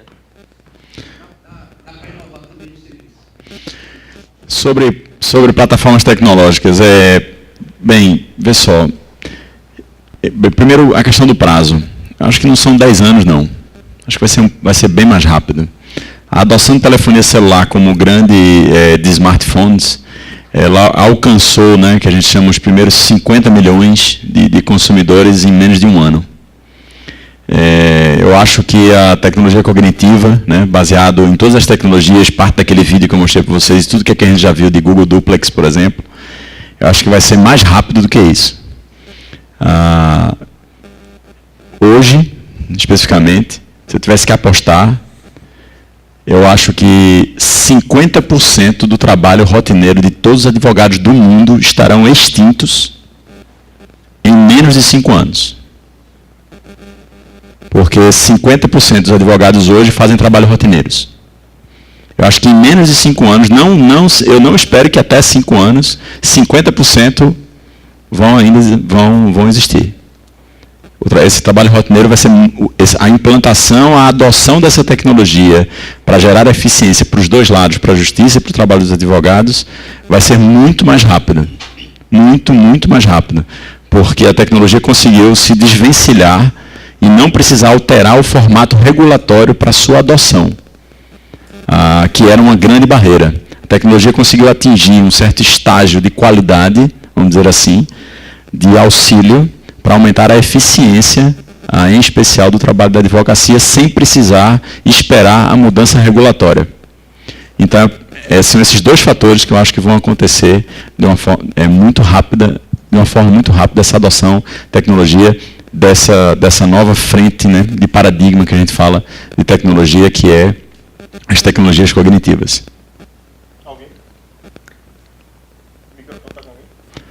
Quem está com o microfone aí? Qualquer coisa, se levanta, faz a pergunta direto, mesmo que não tenha. Quem quer? Vai lá, diz aí. Diz teu nome, manda bala. Dá para ouvir bem, ó. Pronto, na verdade, a pergunta para Eric. Eu também sou advogada de startup e eu fiz um movimento um pouco inverso. Eu estava no escritório e fui internacionalizada por uma startup aqui em Recife. Que legal. Que está escalando globalmente, que é louco. E eu tenho uma percepção muito clara do gap, da dificuldade dos advogados externos dos escritórios entenderem a urgência das necessidades das startups nas consultorias jurídicas. Exato. Então, você colocou muito bem que todo cliente quer tudo para ontem, mas para a startup é crucial a rapidez das respostas, inclusive para o sucesso do negócio. Mas se não tiver uma resposta rápida, muitas vezes está fadada ao fracasso, algo que é muito importante para cada startup. Então, minha pergunta é, nesse teu movimento inverso, você saindo de um jurídico interno para o teu próprio escritório, o que é que você consegue fazer hoje para atender com essa rapidez que as startups precisam, se você usa algum tipo de tecnologia específica, ou se você acha que é mais uma questão de mindset mesmo, dos advogados e da equipe disponível para atendimento? Acho que a pergunta é muito boa. Não adianta você sair contratando tecnologia se você vai fazer as coisas da mesma maneira. Então tem que ter uma mudança também de pensamento. O que a gente faz eu dou meu WhatsApp, não quero que a pessoa fale comigo por e-mail, eu nem uso mais e-mail. Então documento, áudio, é tudo enviado por WhatsApp, porque possibilita uma troca mais rápida. Você está em trânsito, você consegue falar com a pessoa, às vezes você manda um áudio que poderia ser uma reunião, mas virou um áudio de WhatsApp, então é muito mais célere. E a outra questão é a adoção mesmo de tecnologia. Então hoje eu consigo entregar muito rápido o trabalho, então geralmente aí em um dia, no máximo 2, porque a gente já conseguiu automatizar um monte de documento. Lógico, existem demandas que acabam demorando um pouco mais, porque você precisa fazer pesquisa e tal, mas aí você tem ferramentas de legal research, então você também torna isso mais rápido. Então a nossa lógica ali do escritório é justamente buscando o tempo do cliente. Então a gente automatizou tudo para isso. E aí, lógico, não é do dia para a noite que você faz isso. Você tem que organizar os processos, organizar que tipo de demanda que é recorrente e aí focar também no tipo de cliente que você vai atender. Então isso facilita e favorece esse tipo de cliente. Meu nome é Esther, eu sou advogada há pouco tempo e assim, eu achei algo bem interessante. Para o jovem advogado, o que tem para ele começar? Tem curso, orientação, como iniciar? Eu gostaria que vocês falassem um pouco sobre isso. Só antes, eu vou pedir para a assistente, já pega o microfone, já passa para o próximo, que a gente já pega esse. Já vai levantando a mão, quem quiser fazer a próxima pergunta, que ela já dá o microfone para a gente poder abrir a próxima pergunta. Acho que é melhor vocês comentarem. Fred, quer comentar sobre a pergunta dela? Começa logo, Eric. Vai lá. Beleza. Então, tem cursos, só que assim, ainda é um movimento muito recente. Então, a gente pode pensar na nossa própria formação. Quem aqui teve aula de lei do cheque? Quem usa cheque? E não teve aula de cartão de crédito, né? Então, esse é o problema da educação. Ela vem um pouco a reboque. Mas muitos de nós estamos entrando em instituições educacionais. Então, eu sou coordenador e professor no INSPER, tenho iniciativas na GV também, em outras faculdades, e a gente produz muito conteúdo, muito texto, principalmente nessa fase, porque é um momento de realmente criar o mercado. Então, a gente está produzindo muito texto, a Amanda está aqui no público, depois vai falar aqui no palco, ela também é produtora de muitos textos. Então, todos nós estamos engajados nisso. Tem a B2L, que é uma associação importante, o Fred é diretor, eu também, onde a gente congrega os esforços de implementação de tecnologia na vida do advogado e também acompanhamento de tendências. Então, você participar desses movimentos, inclusive regionais aqui, um âmbito como esse favorece muito, estudar Então, ler esses textos, livros, ou ir nesses cursos que são oferecidos por instituições favorece bastante. O grande problema é que, se você não quiser pegar o que já está disponível, você só vai ter isso disponibilizado em inglês. Então, aí tem uma barreira aí linguística também, porque grande parte do conteúdo está feito em inglês, porque os Estados Unidos vivem isso desde a década de 60, agora que está começando mais forte aqui.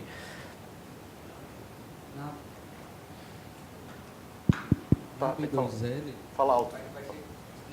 Não, fala no microfone. Fala no microfone. Tem vários parceiros. Na B2 tem vários parceiros que estão fazendo publicidade lá. Eu não lembro agora, Feature que eles fazem. Alô. Tá? E tem um que é até do Renato Saraiva, que tem o CERS, do Renato Saraiva. Aí tem o Seu Futuro. Que tá, né? Seu Futuro. Isso. Alô. Seu Futuro, que ele está fazendo à distância. São cursos bem legais. Eu acho que a Amanda dá alguma coisa lá no Seu Futuro também, né? A Amanda pode depois falar um pouquinho, mas o Seu Futuro é um projeto legal, está baseado no Rio, mas é à distância, ele tem vários cursos lá. Eu acho que para o jovem advogado, o grande diferencial está na própria facilitação do mindset. Então, vocês ajustam muito mais sua cabeça com a velocidade que a startup pede, não velocidade no tempo, mas com o mindset você arruma mais rápido para a startup do que uma pessoa mais tradicional. Então, é uma forma de tirar um pouco a distância. Eu não queria fazer muito merchan também, mas começaram a gritar ali. Tem a Edevo também. Edevo, é isso? Edevo. Minha sugestão para você é o seguinte, se você for daqui de Recife, minha sugestão para você é, aqui no Porto Digital tem mais ou menos 315 empresas, dessas tem umas 250 que são startups. O que não falta é gente querendo serviço de advogado. E aí você pode aprender diretamente com eles. Pessoas tão jovens quanto você. É só bater no núcleo de gestão do Porto Digital que você vai ter um conjunto de demandas e acesso a um conjunto bastante grande de pequenas empresas e pequenos empreendedores que já criaram suas empresas, que estão fazendo tecnologia em várias áreas. É fácil você bater lá, é só 2, 3 quilômetros daqui. Só chega sem terno para não assustar os meninos. Geralmente eles estão de chinelo, camiseta e short. Fiscalização. Eles já pensam que é fiscalização, já sai correndo. Próxima pergunta. Tem uma lá. Alô. Vai falando que está dando para ouvir bem. Meu nome é Gustavo Penteado, eu sou da área de tecnologia e marketing, também sou da GPI do SEDEC, uma escola de negócios aqui em Recife, e meu processo é inverso ao de vocês. Eu fui contratado pelo primeiro ofício de notas aqui em Recife para implementar todos esses processos de informatização e modernização de uma serventia extranotarial. E minha maior dificuldade é fazer com que os caras me entendam. Imagina falar de blockchain há 2 anos atrás, falar de CRM, Salesforce, integração e automação de processos.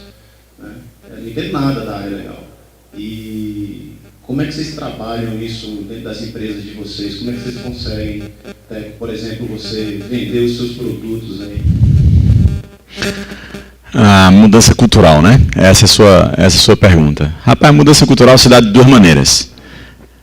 Tem uma parábola ótima para isso. Eu não vou contar a parábola não, mas o termo da parábola é o seguinte, você tem o estímulo que vem pela frente e você tem o incentivo que vem pelas costas. Se você trouxer para qualquer decisor referências de estímulos positivos para frente e incentivos de concorrentes que estão fazendo, a possibilidade do seu decisor de mudar a percepção dele e adotar qualquer sugestão sua de projeto é muito rápida.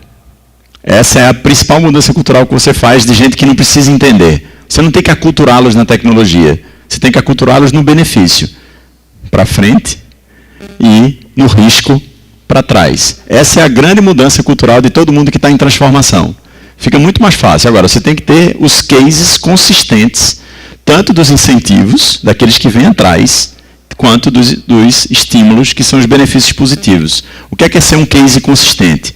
Rapaz, tu não sabe quanto é que fulaninho está começando a ganhar mais dinheiro do que a gente. De trás, rapaz, tu visse que esse craninho acabou de falir a empresa dele? parte disso, dessa cultura que você vai transformando, que é a conversa de bar, a conversa do cafezinho, o dia a dia, as pequenas reuniões, a carona no carro, servem como mecanismos transformadores da cultura do dia a dia da empresa. Explicar blockchain é quase impossível para quem não vive, certo? Explicar plataformas cognitivas para quem não está utilizando-as é quase impossível. Mas dar o benefício, né, tanto para um lado positivo como para o lado negativo, é transformador culturalmente.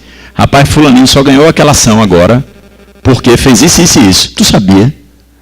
Aí você gera o mesmo conceito do estímulo positivo. E ao contrário da mesma maneira. Alguns cases foram citados aqui, tanto pelo Eric como pelo Fred. Rapaz, aquele escritório do caralho que tu acha, porque você já pega logo no coração do cidadão. Tu acabou de perder aquela ação por causa de um escritório de pequenininho que estava usando a tecnologia tal. Tu está sabendo disso. E aí você entrega um paper explicado por você próprio como é que ele fez aquilo. Possivelmente ele vai dizer, eita rapaz, a gente tem 2, 3 clientes iguaizinhos, é melhor a gente investir aquele teu negócio, né? Mais ou menos por aí você vai transformando a cultura dos líderes da empresa onde você trabalha. Dá para ouvir bem, dá para ouvir tranquilamente.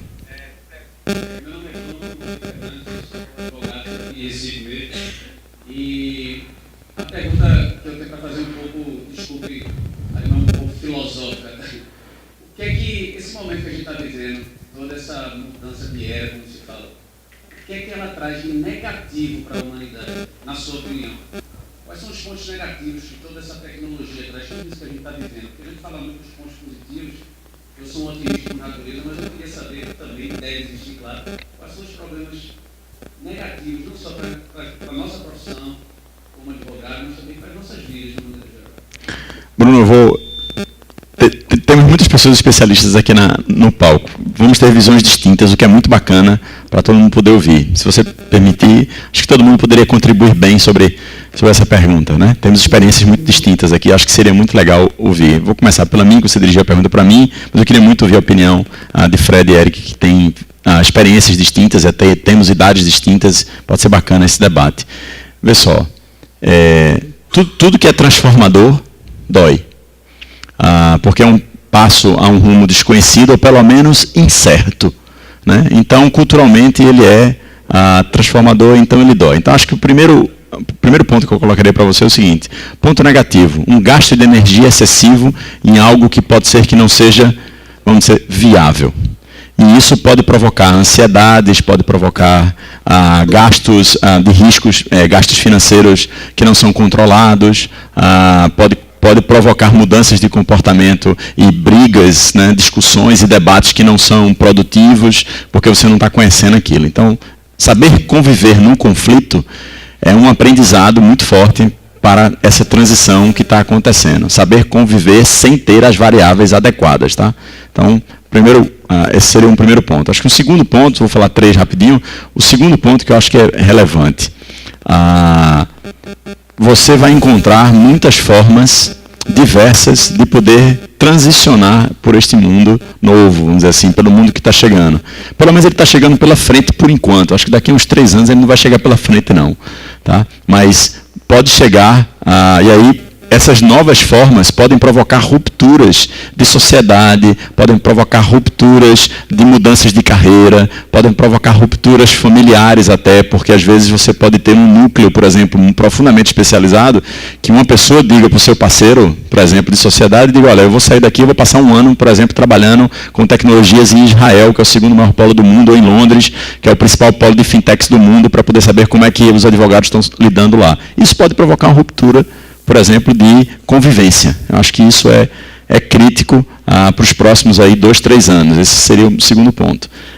Porque quando você distancia pessoas que têm relações de confiança, por mais que o apoio tecnológico, a mediação digital permita com que elas convivam, a não convivência física atrapalha um bocado o entendimento, né? Porque parte da nossa comunicação não é verbal. Vamos lá. O terceiro ponto que eu acho que é bacana de falar como problema, sem nenhuma dúvida, é o problema educacional e de formação. Esse, para mim, é talvez um dos principais pontos dessa ruptura. É impressionante como ainda, e aí eu não sei se é por causa do aspecto regulatório da profissão ou se é o papel da OAB, e eu estou deixando bem aberta a discussão junto com vocês aqui, porque os currículos de advocacia, diferentemente de várias outras profissões, até tão antigas quanto, ainda não foram modificados. Isso, para mim, é uma mudança grave que vai ocorrer e vai ter muita gente se formando com baixa qualidade, vai ter muita gente se formando com altíssima qualidade para os próximos 10 anos da advocacia, e isso vai ter uma ruptura que vai ser dificílima, e aí eu acredito que vão provocar rusgas muito fortes no mercado, e eventualmente juízes e tribunais e fóruns, desembargadores não vão saber como conviver nisso. Eu só dei sobre os aspectos profissionais, tá? Não dei sobre os aspectos pessoais, porque a gente toma um cafezinho ali e não atrapalha ninguém. Deixa eu só me deu vontade de intervir num negócio que é o seguinte. Eu tive essa semana aula do mestrado com Maria Luísa Borges, que é uma jornalista experientíssima aqui nossa, e que é diretora de tecnologia digital do JC. E ela me contou que foi à Universidade Federal e descobriu que o curso de jornalismo ainda só tem disciplinas de jornalismo impresso, rádio e TV. Não tem de mídia digital. E 90% hoje do conteúdo é consumido na internet. Então, isso é um problema da sociedade. Com a diferença que jornalismo já morreu. A advocacia ainda não. Pessoal, eu tenho uma surpresa, que até em agradecimento a Dani Guedes aqui, que me ajudou nessa. Dani, ela é representante da Startse aqui, local. E já posso dizer, né, Dani, é a nossa futura secretária de inovação aí do município do Recife. E ela fez essa interlocução com o presidente da Startse. Ele vai dar uma palavra com a gente e também pode ser inquirido nas perguntas aqui do debate, nesse restinho que a gente ainda tem. Vai, bota no ar aí. É o Pedro Engler.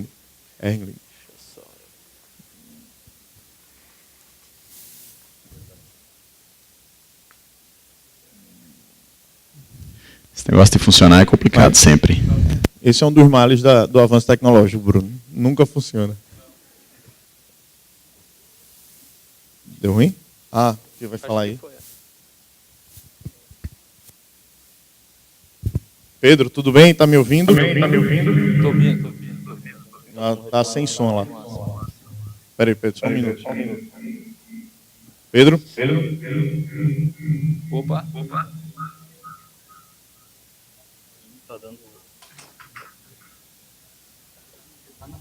Eu estou ouvindo vocês. Você está me dando aqui, Rafa. Não, eu estou ouvindo ele. Eu estou ouvindo vocês, só está dando um eco aí. Pedro, pode trocar para aquele outro link que eu te mandei agora? Que estava com aquele problema de retorno que eu te disse. Vou fechar aqui. Tá.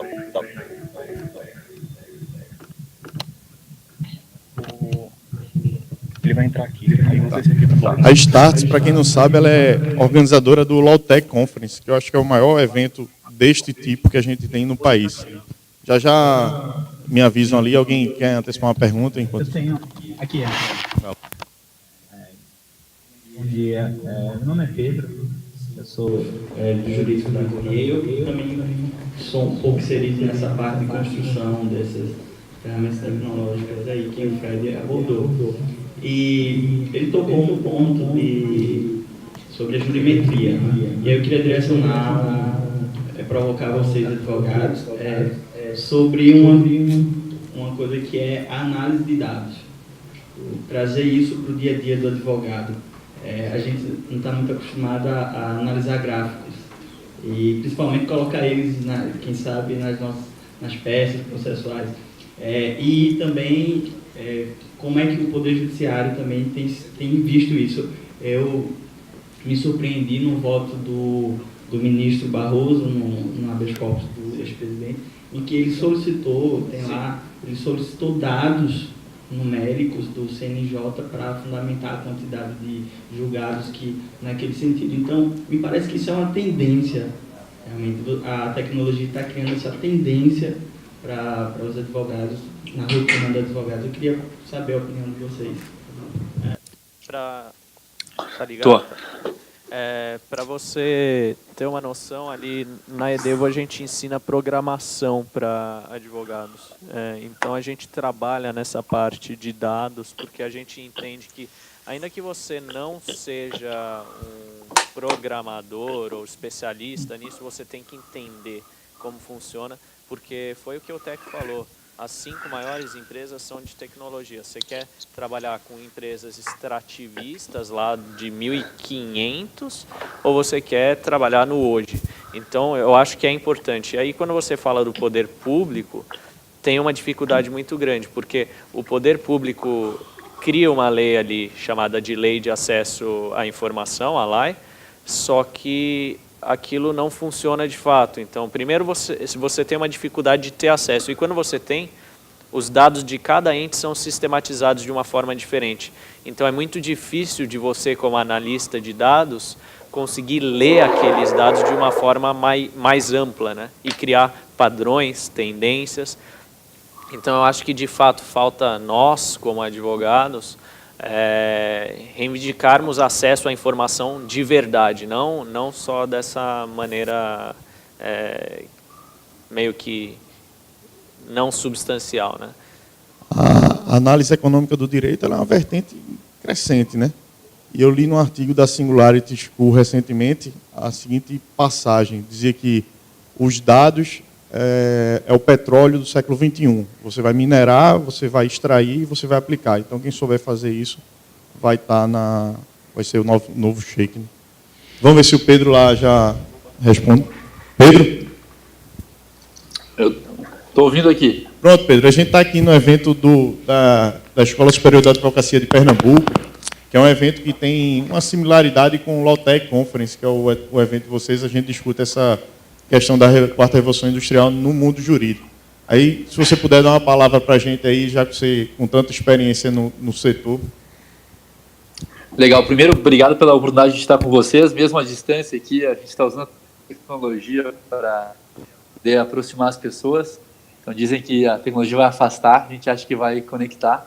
E parabéns pela iniciativa de estar levando um assunto tão vanguardista aí para as pessoas. Acho que essas iniciativas são sempre bem-vindas.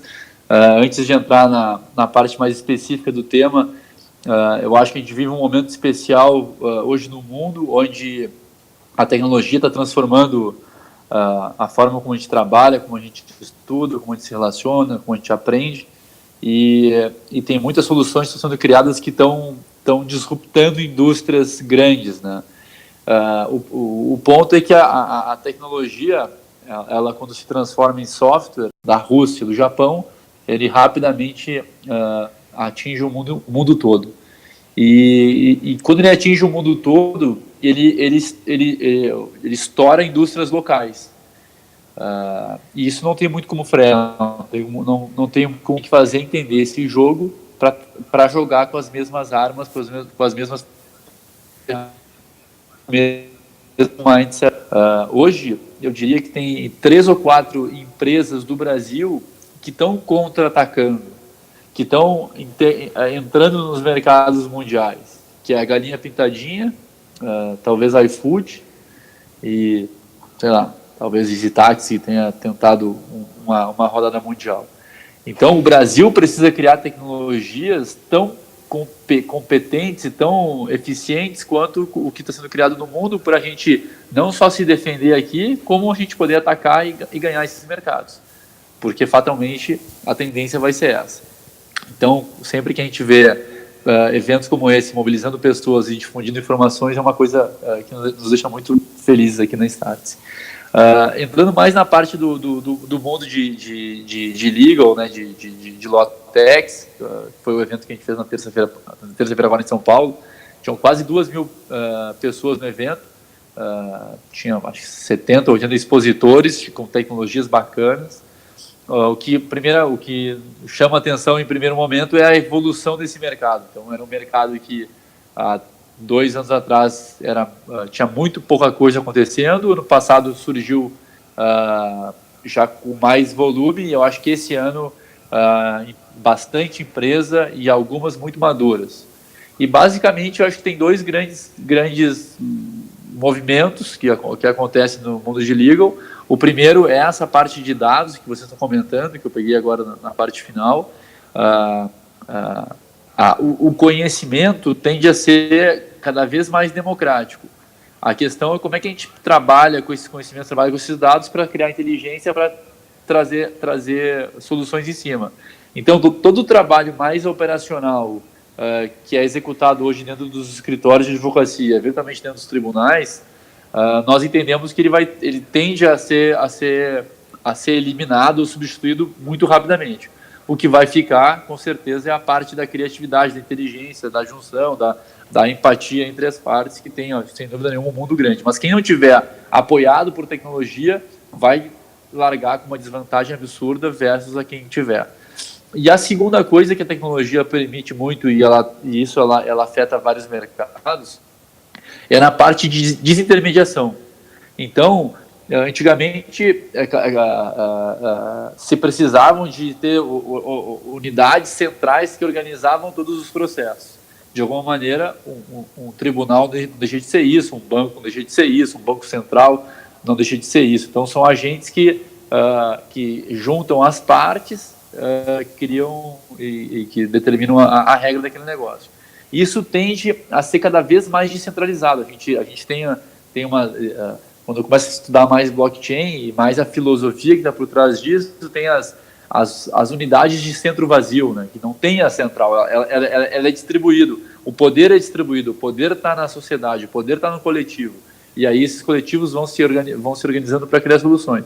E a gente vê cada vez mais, ou muito nesse mundo jurídico, soluções que aproximam as partes e tentam resolver os conflitos fora dos ambientes tradicionais. Então, eu diria que tem um super movimento na parte analítica, na parte de dados, na parte de inteligência, e tem ainda um movimento bem consistente na parte de criação, a forma como se criam os contratos, se criam. Esses dias a gente estava com uma turma da XP, do jurídico da XP, e aí uma Lotec levou uma solução de criar uma debenture em 4 minutos lá. Uma coisa que normalmente um escritório levava alguns dias, às vezes semanas, para ser construído. Então, além de ter o ganho de tempo, tem o risco da construção, ele era a prova de erros, a forma que ele foi construído. Então, tem um ganho de tempo, de dinheiro e de liability para fazer aquele processo. Então, o cara que só tiver a solução ainda de sentar e escrever tudo, esse cara certamente está sendo ultrapassado por uma tecnologia mais eficiente. Então, acho que tem esse mundo de dados, de inteligência, de construção, e, em paralelo, tem um mundo da eliminação dos intermediários e aproximação das partes com mais inteligência. Então, esses, talvez, eu diria que são os 2 grandes movimentos que a gente viu no LATEC de terça-feira. Pedro, muito obrigado pela participação. Só queria lhe dizer que a gente vai sequestrar a Dani Guedes, só devolve com muito dinheiro, viu? Depois. Tá? Um forte abraço para você, agradeço demais a sua participação aqui. Pessoal, tá bom, obrigado, prazer estar com vocês aí, bom evento. Pessoal, a gente está encerrando com 8 minutos de atraso, mas pro almoço, à tarde nós teremos 2 painéis. O primeiro a gente vai tratar mais da inteligência artificial no próprio negócio e a blockchain. E no final da tarde, algo que vai entrar em vigor dia 25 de maio agora na Europa, que é a GDPR, que vai impactar e já está impactando você, acredite, e será o segundo bloco.